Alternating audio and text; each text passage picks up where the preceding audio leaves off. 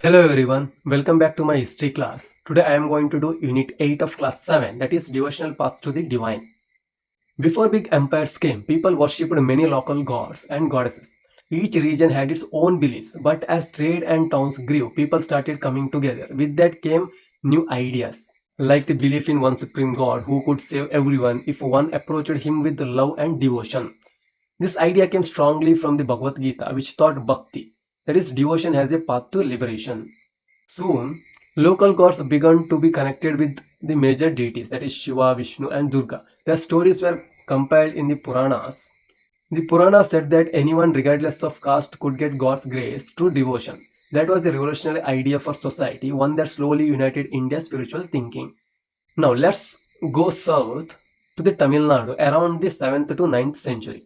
Here, two great groups of saint poets appeared. The first one is Nayanars, who were devoted to Shiva, and the Alvars, who worshipped Vishnu. What's special is they came from all castes, including those considered untouchable. They traveled from village to village, singing poems full of love and emotion for their gods. Their songs weren't just about religion, they were about equality, emotion, and humanity. Their works were later compiled as Tevaram and Tiruvasakam for Nayanars and Divya Prabandham for Alvars. The Chola and Pandya kings later built temples around the places these saints visited, and that's how temples culture and bhakti got connected deeply. Now, philosophy and bhakti. Now, two great philosophers shaped Indian spiritual thought. That first one is Adi Shankara in 8th century. He preached Advaita Vedanta, that is the idea that the soul and Brahman are one. He believed the world was an illusion, that is Maya, and that salvation came through knowledge, not by rituals. But later, another thinker changed the focus. That is Ramanuja in 11th century from Tamil Nadu. He taught Vishishtadvaita, meaning qualified oneness. He said, yes, the soul unites with God, but it still remains distinct, like a drop joining the ocean, but not losing identity. For him, the path was devotion to Vishnu. Ramanuja's teaching inspired later bhakti movements in North India. Let's move to Karnataka. In mid-12th century, a powerful reform movement rose here. That is Veerashaivism, started by Basavanna, Allama Prabhu, and Akkamahadevi. They stood up against caste and against ritual worship and against gender inequality. Their message was simple: God lives in every human and all are equal. They believed in work, love, and service as true devotion and not temple rituals. This became the foundation of the Lingayat or Veerashaiva tradition, which continues strongly even today. Next, saints of Maharashtra.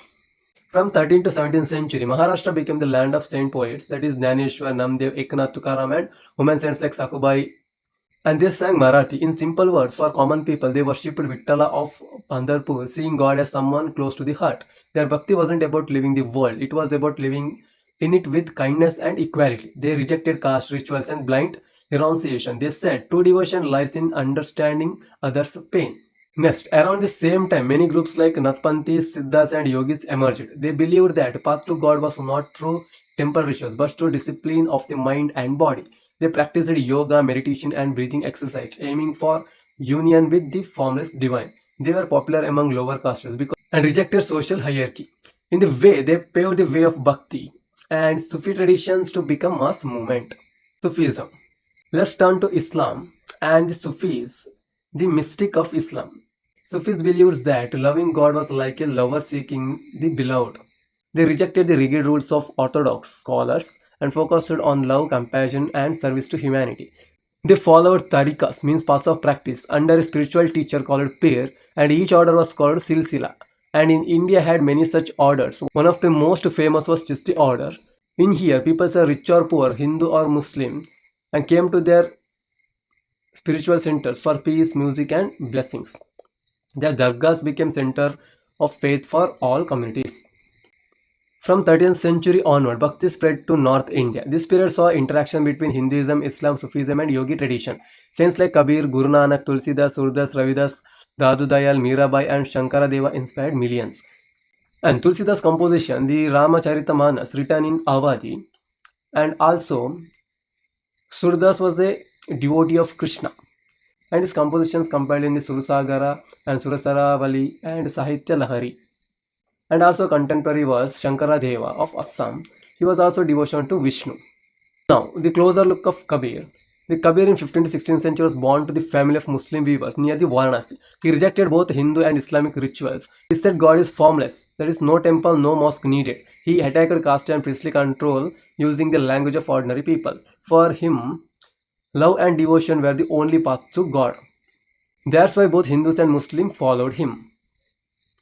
Next, Guru Nanak took this message further. Born at Talwandi, now in Pakistan, he traveled widely spreading the message of equality and devotion to one God. He set up a center of Kartarpur where everyone, regardless of caste or creed, could eat together in community kitchen.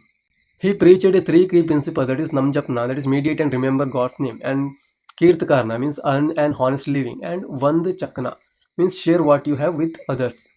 His teachings built the foundation of Sikhism.